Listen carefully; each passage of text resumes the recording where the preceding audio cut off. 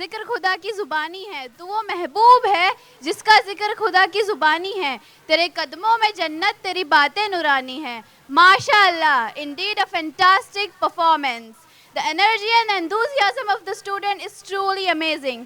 Next lining up is a Marathi speech expressing unity and diversity of our beloved nation India. For this, I would like to call Khan Zaid Inayatullah from Standard 8, Gabinagar Secondary.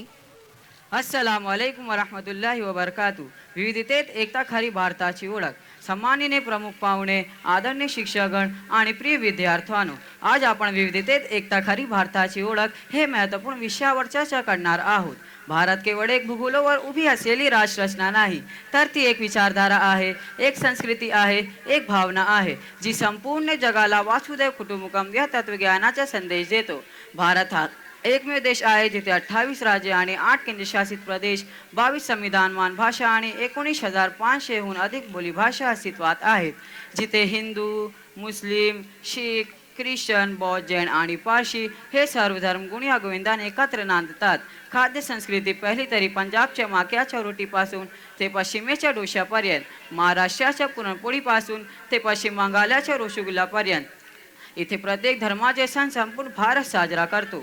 भारताची स्वतंत्र लढ्यात महात्मा गांधींनी अहिंसेची तत्वाने देश जोडला, तर भगतसिंग, सुभाषचंद्र बोस, अशफाकुल्ला खान, बाळ गंगाधर टिळक, चंद्रशेखर आझाद यांनी रक्त सांडून एकतेचा संदेश दिला। भारताची स्वतंत्र लढ्यात महात्मा गांधींनी अहिंसेची तत्वाने देश जोडला।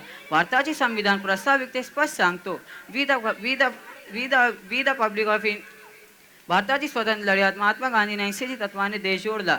भारताचे संविधान प्रस्तावित स्पष्ट सांगतो, we the people of India having solemnly resolved to constitute India into sovereign, socialist, secular, democratic republic। हे घटनेतील सेक्युलर आणि लोकशाही मूल्ये आपल्याला विविधतेत एकतेच्या ग्वाही देतात।